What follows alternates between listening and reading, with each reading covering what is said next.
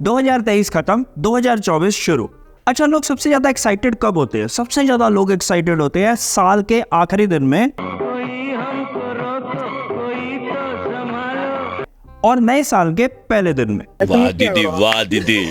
नहीं दीदी, वाह दीदी। दीदी क्या बात है, मेरा देश बदल रहा है। हम सब फकीरों की तरफ से आप सबको a very happy new year. अब लगते हैं अपने काम धंधे पर, क्योंकि वो भी जरूरी है। क्यों?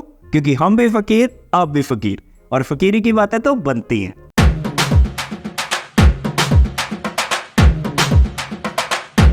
हम्बा हम्बा रम्बा रम्बा कम्बा कम्बा। आप कुछ भी कहो, 2024 में एक मुद्दा है जो टॉप पर रहने वाला है। अब आप गैस करो वो कौन सा मुद्दा है? एजुकेशन, अनएम्प्लॉयमेंट, महंगाई। अरे पांडे जी, क्या बात कर रहे हो? ये सब कोई मुद्दे है? बात तो सही है। मुद्दा जो टॉप पर रहने वाला है वो है हिंदू रस से भरपूर हमारे अपने राम मंदिर का मुद्दा। बस आप देख रहे हैं, जैसे जैसे 2024 के लोकसभा के इलेक्शन पास आएंगे, ये मुद्दा कितना विकराल रूप ले लेगा। नहीं, आस्था वास्ता का कोई मामला नहीं है, यहाँ पर सब वोट का मामला है। अच्छा, ये जो अंधभक्त पर जाती है ना, ये भी बड़ी अतरंगी है।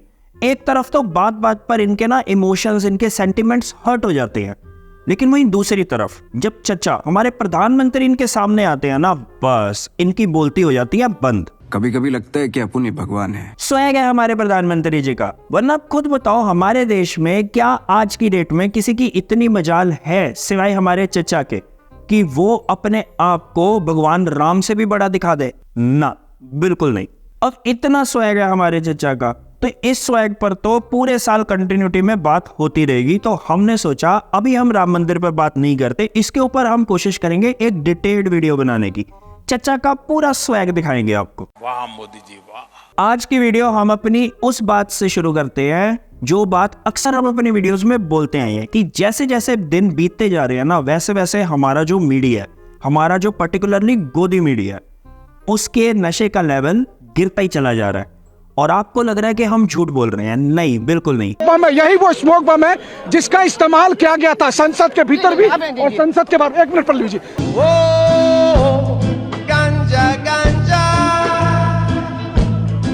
आप खुद देखो, अभी पूरे देश में बवाल मचा हुआ है। किस मुद्दे पर? Nearly 2 months after a student was allegedly disrobed and gang raped inside the IIT BHU campus, the 3 men have been arrested by the police in connection with the incident.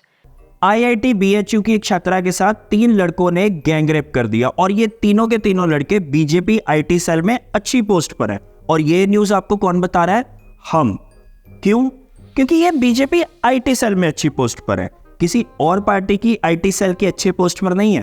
कहना क्या चाह रहे हैं भाई आप? वरना आप बस इमेजिन करो कि ये लड़के किसी और पार्टी की IT सेल में अच्छी पोस्ट पर होते, तो आज मीडिया किस तरह से राशन पानी लेकर उन पर चढ़ गया होता।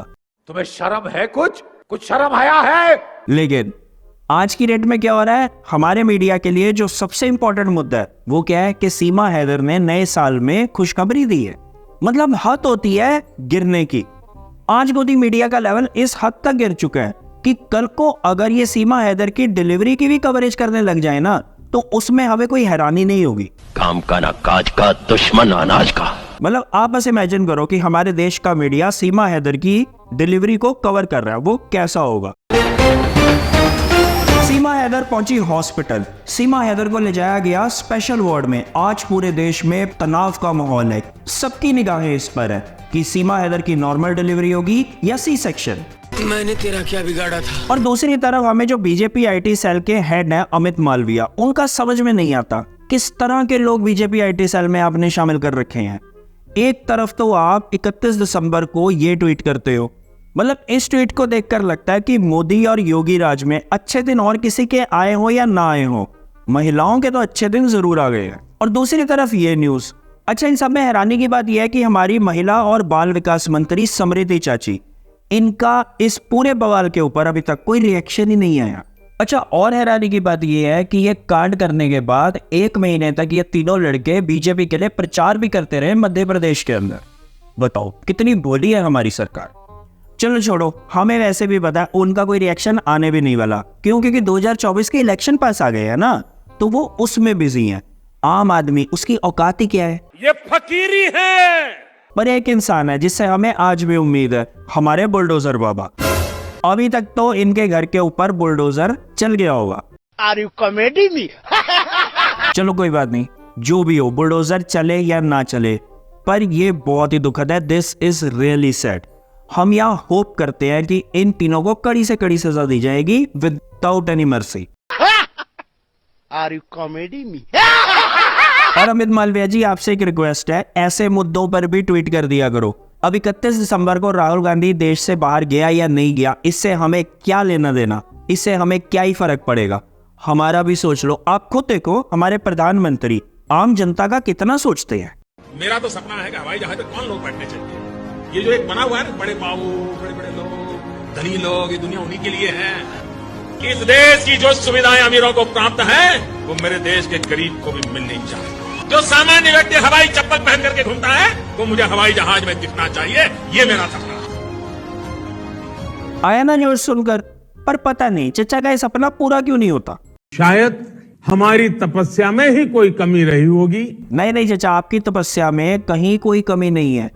अगर आपकी तपस्या में कोई कमी होती तो पहले किसान, फिर पहलवान और अब ट्रक ड्राइवर सड़क पर क्यों उतरते। एक्चुअल में होता क्या है ना, आपकी जो तपस्या होती है ना, वो आम आदमी के लिए कहीं ना कहीं सहन करनी मुश्किल हो जाती है। न्यायेन राज्यम लवणेन भोज्यम। अब आप खुद देखो ना, साल की शुरुआत में आपने तपस्या की, नतीजा क्या निकला? सारे ट्रक ड्राइवर सड़क पर उतर आए, चक्का जाम कर दिया। हम आपको थोड़ा सा ओवरव्यू दे देते हैं कि हुआ क्या है। बेसिकली सरकार जो अभी नई भारतीय न्याय संहिता लेकर आई है, जिसे वो लागू करने वाली है, जो आईपीसी को रिप्लेस करेगी, उसके अंदर एक कानून है कि अगर आप नेग्लिजेंट ड्राइविंग करते हो और आप किसी को ठोक देते हो और उसके बाद आप वहां से फरार हो जाते हो, मतलब ऑल इन ऑल अगर हिट एंड रन का केस बनता है, तो आपको 7 लाख रुपए जुर्माना और 10 साल तक की सजा। अब इससे हुआ क्या?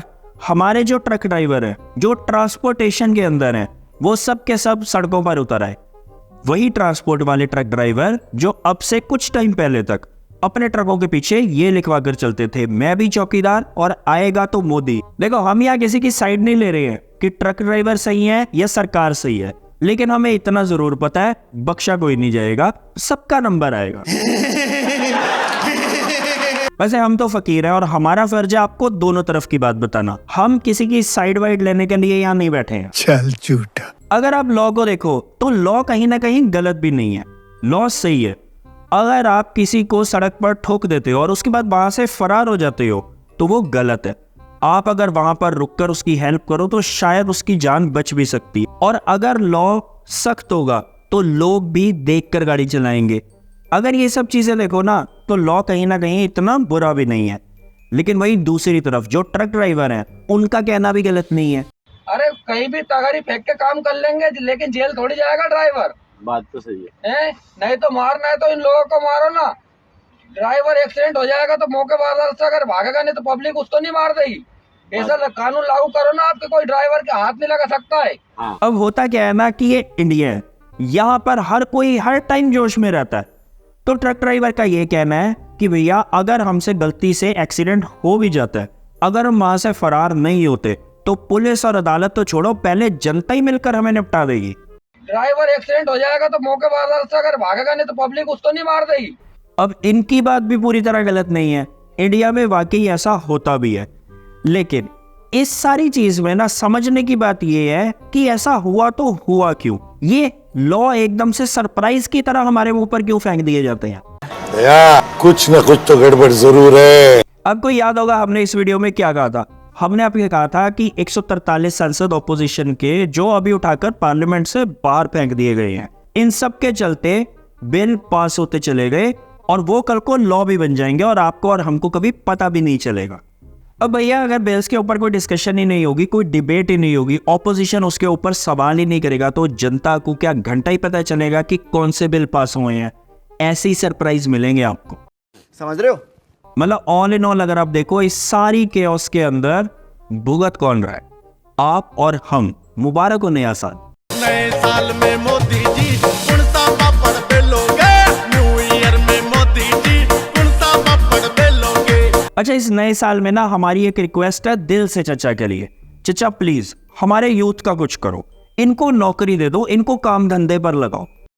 ਮੁਸੀਬਤ ਤਾਂ ਮਰਦਾਂ ਤੇ ਪੈਂਦੀ ਰਹਿੰਦੀ ਐ ਦਬੀ ਨਾ ਤੂੰ ਦੁਨੀਆ ਸਵਾਦ ਲੈਂਦੀ ਐ आपको अगर कोई लॉ लेकर आना है ना, बिना डिस्कशन बिना डिबेट के वो भी ले आओ। बंद करो, हाथ जोड़ के मैं मोदी साहब से गुजारिश करता हूँ। ये जो रील्स की बीमारी है ना, ये इतनी तेजी से फैल रही है, ये कोरोना से भी ज्यादा खतरनाक होने वाली है। अब तो इसकी चपेट में यूथ को छोड़ो, बड़े भी आना शुरू हो गए हैं। ਕੱਲ ਮੈਨੂੰ ਇੱਕ ਕੁੜੀ ਮਿਲੀ ਜਿਹਦੇ ਗੱਲਾਂ ਦੇ ਵਿੱਚ ਟੋਏ ਮੋਏ ਮੋਏ ਮੋਏ। देखो कॉलेजेस में हमारे वैसी बड़ी बुरी हालत है पढ़ाई की, ऊपर से अनएम्प्लॉयमेंट वो दिन ब दिन बढ़ती जा रही है। अब ऐसे में यूथ करे तो करे क्या? 80% ऐसे टीचर्स निकाले गए। हंसराज कॉलेज जो एक टॉप कॉलेज माना जाता है वो पूरी तरह से अब गिर गया है उसकी गुणवत्ता।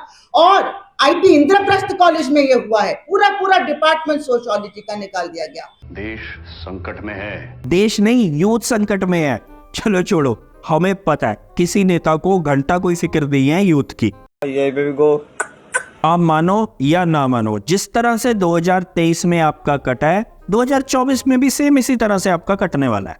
क्योंकि सरकार कहीं ना एक बात ये समझ गई है कि जो इंडिया की जनता है वो बहुत भावनात्मक है, वो बहुत इमोशनल है, भावनाओं में बहुत जल्दी बह जाती है। नहीं अच्छा है, भावनाओं में बहना अच्छा होता है, हम ये नहीं कह रहे वो गलत है, लेकिन बस आप एक चीज का ध्यान रखो, अगली बार जब भी वोट देने जाओ, जो हम हमेशा कहते हैं, बहुत सोच समझकर मुद्दों पर वोट दो। किसी धर्म के चक्कर में या किसी आस्था के चक्कर में फंसकर अपना वोट बर्बाद मत करना। ये बड़ी अच्छी बात कही है। क्योंकि होगा क्या, धर्म के रस में लीन होकर आप अपना वोट तो दे आओगे, उसके बाद अगले 5 साल यही सर्कस कंटिन्यूटी में फिर चलता रहेगा। बाकी हमें कहीं ना कहीं फिर भी यकीन है कि इंडिया की जनता इतनी बेवकूफ नहीं है, वो समझदार है। क्योंकि India is great, be healthy, be happy. बाकी तू बोल दे यार। रामचंद्र कह गए सिया से ऐसा कल जुग आएगा, हंस चुगेगा दाना दुन का, कौआ मोती खाएगा।